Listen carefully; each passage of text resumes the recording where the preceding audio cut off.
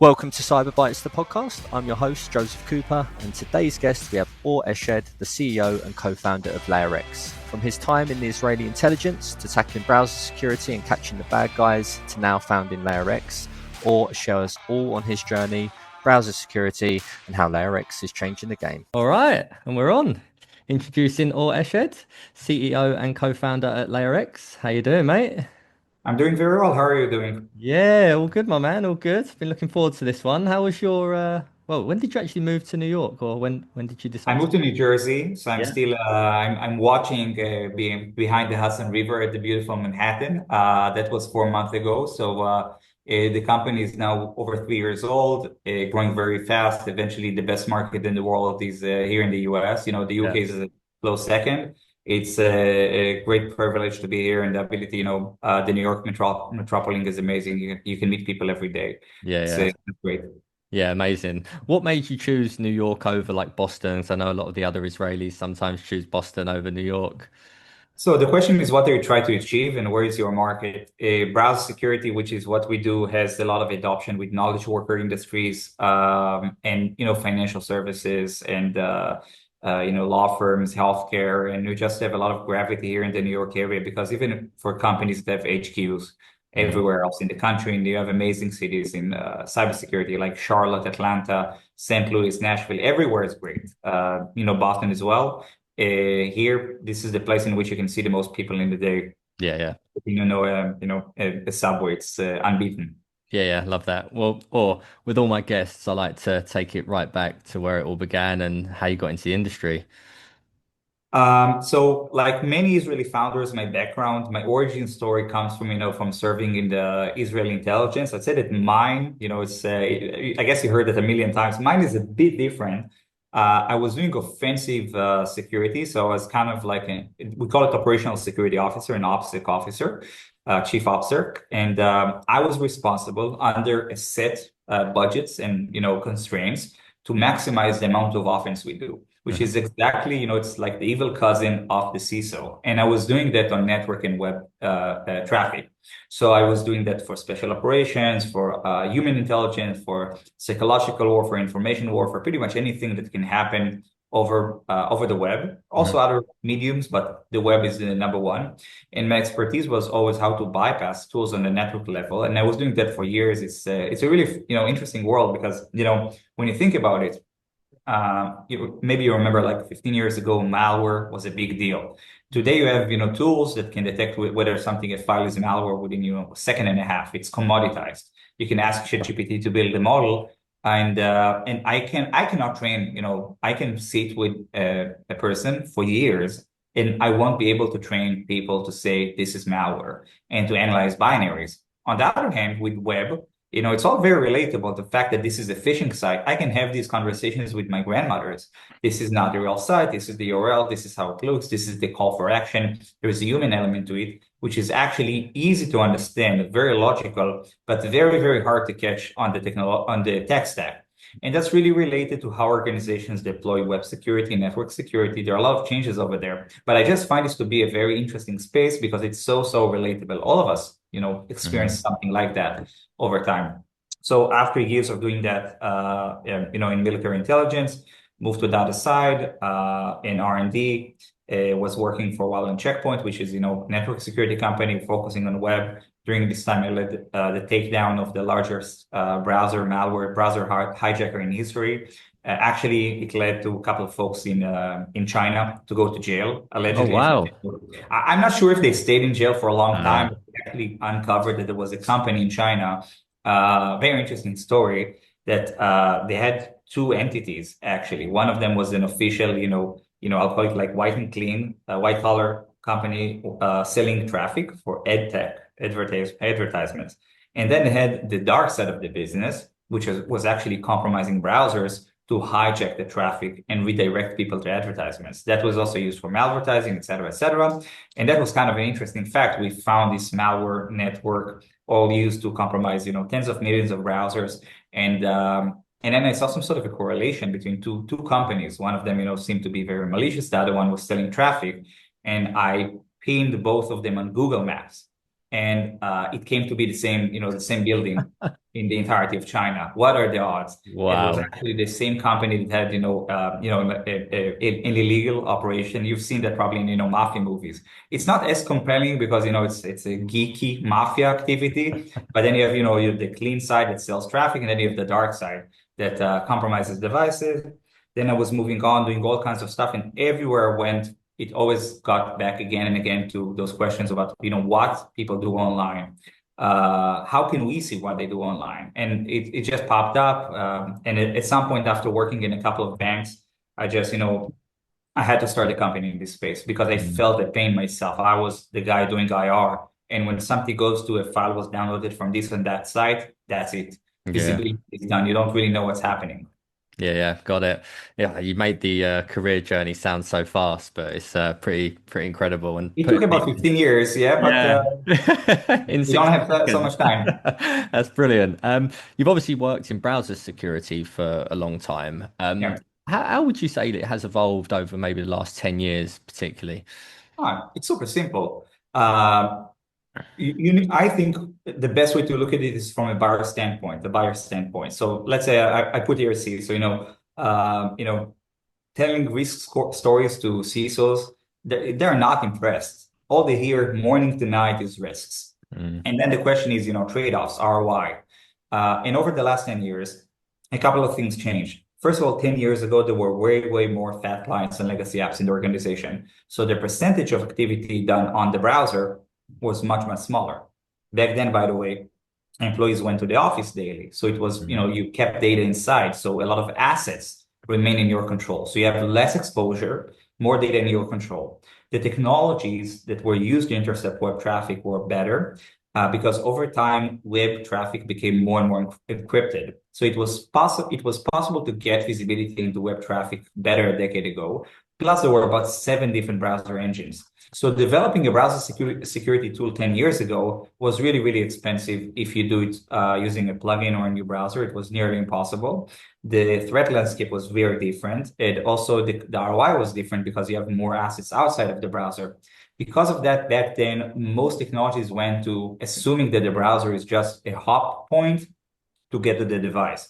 All the attacks, were malware downloaded from the browser, exploits from the browser, assuming that the browser is kind of like a terminal that's not interesting and only used to get to the device. What we see today is actually the other way around, which today you deploy malware on the device, and then the attacker is laterally moving to the browser and actually using a real malware to attack the browser. So everything is upside down now because the browser stores more sensitive data, which is, passwords. And then when I have conversations about ROI with CISOs, I ask them, let's say you have to choose whether someone has access to your email or someone just steals your hard disk of your laptop. Like 10 out of 10 will say, I'll give them my hard disk. I pretty much have nothing there, but my email, that's everything. I cannot let go of that. And the email is just one app. The browser is a keychain storing all your apps. So we've seen a huge unification to the browser. Everything today is hosted in the cloud on SaaS. Most attacks are leveraging SaaS, compromised SaaS accounts today. Most data incidents are around browser activity. On the other end, for us, it has become more compelling to build technology in this space. Microsoft deprecated Explorer, which was a huge pain in back in the days. All the browsers today work very similarly. They have the same framework to develop extensions. It's kind of like basically saying that if you want to develop the EDR of the browser, you can actually do it now and support Safari, Firefox, Chrome, Edge, Brave, Arc at the same capacity. And that also means that all those new AI browsers out there, DI, and there are rumors that OpenAI will build their own browser. We know they will be supported because they work on the same principles. So we are just enabling value over time. How many enterprise browsers are there in total now, like roughly? Have you got any idea? So number one enterprise browser is Chrome Enterprise. So people kind of confuse enterprise browsers, and we're an extension players. But in terms of browsers, people confuse and assume that enterprise browsers are security tools. They're actually IT and productivity tools. So you have the enterprise version of Chrome, enterprise version of Edge, enterprise version of Firefox. Those are by far the most popular ones. Yeah. Then you also see now productivity browsers like DIA and Arc and a few others that are trying to get a foothold in the enterprise space. Only then you get to the Talons and Islands of the world. And I really think what we see now is there are a lot of compelling use cases around that. We see now that I think now we're at the BlackBerry versus iPhone moment in which organizations will have to decide whether they lose productivity, go for security, or go for productivity and solve security with adopting another technology on top. And that will be done with an extension. Yeah, love it. Let's talk a little bit about LayerX. Can you tell me a little bit more about the company, like how you formed, even the name? Like, I'm really curious how you got to that. How does it work? So we're geeks, and for anyone coming from network security background, everyone knows about the OSI 7-layer model that is describing the range of traffic from, the electricity in the wall up to the application, how it explains basically how electricity transforms into a user experience. People watching us now actually consume the 7-layer OSI model, but we see that it ends with the application layer, HTTP traffic, web traffic. But then today we see websites are becoming more and more complex. Even if you have that layer 7 visibility, you can't really know what an employee is doing on top of that. And then, there is something above that. And, kind of like with iPhones, you have 1, 2, 3, 4, 5, and then you have X. And nothing beats X. You see that everywhere in the market. I think we were before Twitter became X, to Yeah, be I was going to honest. say, And the people assume, I think there is a chance that that Elon stole the concept from us, but we're not fighting over it. And that's where the idea came for the name, because we really think about it as also it's an architectural piece. It's not solving one specific problem. It's an infrastructure problem. Ability to see what employees are doing in a dynamic, a constantly changing and mutating world. And how did the company start? I was very privileged to partner with my co-founder, David Weisbrod. We served together in the same unit, actually doing the same thing. So basically, I gave him a call, saying, what about we just move sides? Trying to secure organizations from people like us. And that was, naturally very easy for him. Plus, he was already, had years of suffering with, so he was willing to go for it. We're very, very lucky to get funding from Glilot Capital Partners that also doubled down on the company. On our A round, we actually have a couple of customers that became, investors afterwards, which, sometimes it's the other way around. Investors, force companies to buy from their portfolio. We had a very strong buy-in. And now we're trusted by amazing companies, Fortune 100. We have, publicly referenceable case studies and successes like Dun & Bradstreet, MediaTek, the semiconductor designer, Motorola Mobility, Jump Trading, and a lot of companies in the healthcare, financials, smart manufacturing. So who is a customer for LayerX? Pretty much any organization that uses SaaS and cares for data. And luckily today, this most organizations. Yeah, absolutely. Is it an extension or is it an agentless? Like, how does that bit work? So an extension is basically a service. So if we'll use an analogies, if the browser is the new operating system, then the extension is the agent of that world. But it's not an agent; it's a service that sits inside the browser. From the endpoint standpoint, it cannot change the performance of the operating system. It cannot cause a blue screen. It cannot slow down. You don't have to restart to get it done. It gets actually installed in the same process that allows you to get websites. So that, getting an extension in your browser is pretty much the same as, viewing a website. And if you can, visit, whatever site you like, ESPN, you can definitely get an extension to your browser. Then a lot of the technology at LayerX is built around the adaptation of the extension framework to enterprises. That means enterprise readiness, making sure that you have full controls and safety checks and troubleshooting and enforcement mechanisms across the board. Discovery of all the browsers, correlating them to user activities, making sure that all sessions are protected and there are no blind spots whatsoever, that you have full control all the time, making sure that all the different browsers behave the same. We have relationships with all the browser vendors. That's very important. So it's kind of like it's a similar comparison. Then, your CrowdStrike or your Defender are not like your calculator, even though it's another app on your device. LayerX is not like other extensions. It's running on elevated permissions and can see everything inside the browser. It's just the best tool for the job. It's just the best possible way to understand what employees do online. Yeah. Does it integrate with like Okta, other security tools and things like that? So the integration stack is definitely there, and there's a dual benefit for that. On one hand, making sure that untrusted users cannot get in. So you get, the benefit of actually as a byproduct preventing account takeovers, which is, actually replacing YubiKey. But on the other hand, is getting this up to speed at scale. Let's say you run an organization with 100,000 devices, or 100,000 users typically will have 130,000 devices. You want to make sure that no one is able to bypass and that everything is protected. By turning LayerX into an MFA on Okta or Entra, you know that everyone getting access to your apps has LayerX, so every session will be secure. The impact goes, on the mind to kind of data I can get, but also to the heart. The fact that now I have evidence to every session run on my internal apps. Think about it in the standpoint of a large enterprise building AI.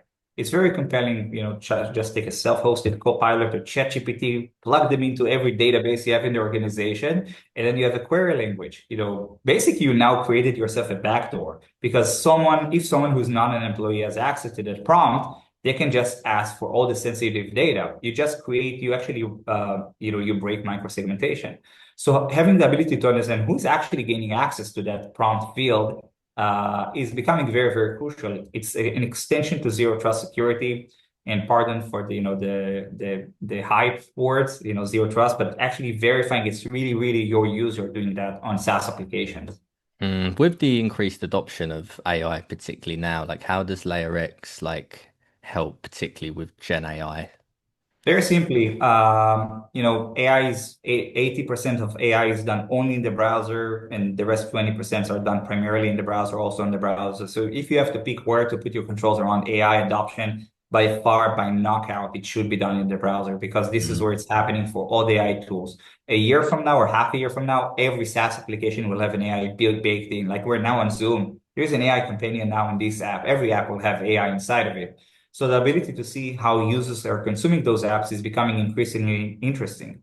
The former technologies are, positioned around files, but no one is, using files in ChatGPT. We're talking to ChatGPT. By the way, some employees actually socialize with ChatGPT and they're feeling comfortable because it's polite. They're feeling comfortable like it's a colleague and we can grant ChatGPT all the data. So it's becoming a real problem on the AI you consume. Where is my data going out?